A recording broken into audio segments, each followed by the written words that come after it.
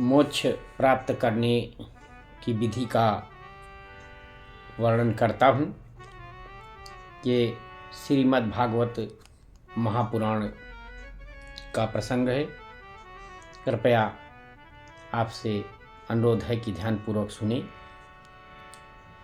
भगवान कहते हैं कि यह आत्मा देह में स्थित है, परंतु ये जो देह के द्वारा धर्म किए जाते हैं उनमें कभी लिप्त नहीं होता है। लेकिन जब पुरुष इस जो है प्रकृति से सभी गुणों में आसक्त हो जाता है, तब अपने स्वरूप को भूलकर अहंकार में रम जाता है और इसी कार्य के मानने के अभिमान से पराधीन होकर प्रकृति के संग किए हुए कर्मों के दोषों के द्वारा नाना योनियों में वो जाता हुआ कभी मरता है, कभी जन्मता है।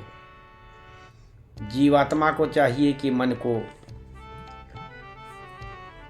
अच्छी भक्ति में, योग्य और वैराग्य में अपने बस में करे और नियम आदि योग मार्गों का अभ्यास करता हुआ अपने मन को एकाग्र करता रहे और भगवान के साथ निष्कपट प्रीत रखता हुआ और प्रभु की कथा सुने, समान भाव सबसे रखे और बैर भाव करने से सदैव डरे, कुसंग को बिल्कुल बुरी संगत को छोड़ दे और ब्रह्मचर्य धारण करे, मौन रहकर मौन व्रत का पालन करे, अपने धर्म का आचरण करे और प्रभु की इच्छा से जो कुछ मिल जाए उसी में संतुष्ट हो जाए। थोड़ा भोजन करे और मननशील हो, एकांत में निवास करे और अपने मन को शांत रखे, सबसे मित्रता करे, अपने स्वभाव को दयालु बनाए, मन को अपने अधीन रखे, पुत्र और सभी कुटुंबियों से कभी दुर्व्यवहार न करे, अहंकार और वांछित आत्मा से शुद्ध आत्मा को प्राप्त होकर उसका दर्शन करना चाहिए।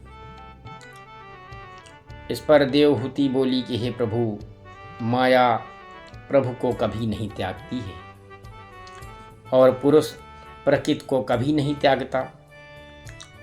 दोनों का परस्पर संबंध लगता है कि है, तब इसमें दोष आता है और पुरुष को जिस प्रकृति के आश्रय में कर्मों का बंधन माना जाता है और जिस प्रकृति के आश्रय में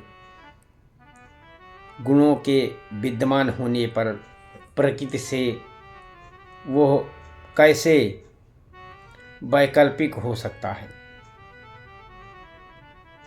मुझको संदेह है कि इस संदेह को आप मेरे दूर करिए। तो इस पे भगवान कपिल देव कहते हैं कि हे माता, निष्काम धर्म करने से, निर्मल मन से और एकाग्र से पुरुष फिर उसके अतिरिक्त अन्य वस्तुओं की इच्छा नहीं करता है। धीरे धीरे भगवान के अंग में मन को लगा करके और धैर्य के साथ स्थिर होकर के अभ्यास शुरू हो जाता है। जब मन शांत हो जाता है तब इस प्रकार विषय रहित होकर के वैराग्य को प्राप्त वह पुरुष भगवान में लीन हो जाता है।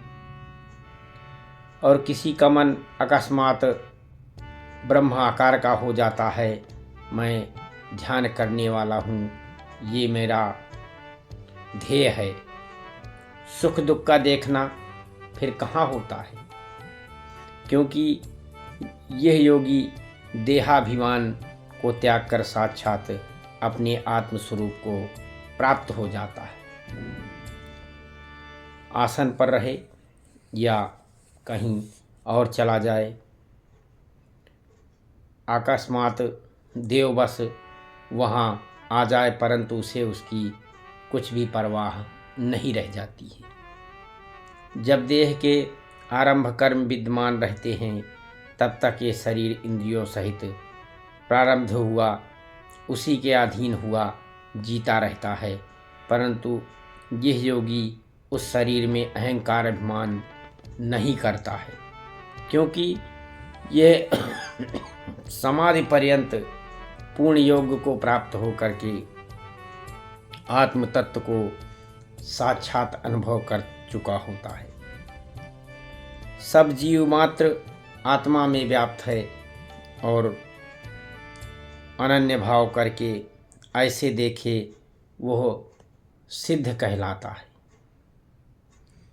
अनेक प्रकार के लंबे चौड़े कष्टों से ज्ञान रूप होकर प्रतीत होता है। ऐसे ही माया स्थित हुआ आत्मा पृथक पृथक योनियों के गुण भेदों में अलग अलग मालूम पड़ता है। जीतने में जिन्हें बड़ी कठिनता है, ऐसी देवी विष्णु शक्ति और सतसत रूप इस प्रकृति माया को भगवान की कृपा से जीतकर यह जीवात्मा ब्रह्म स्वरूप होकर के स्थित रहता है। श्री कृष्ण गोविंद हरे मुरारे, हे नाथ नारायण वासुदेवा। श्री कृष्ण गोविंद हरे मुरारे, हे नाथ नारायण वासुदेवा।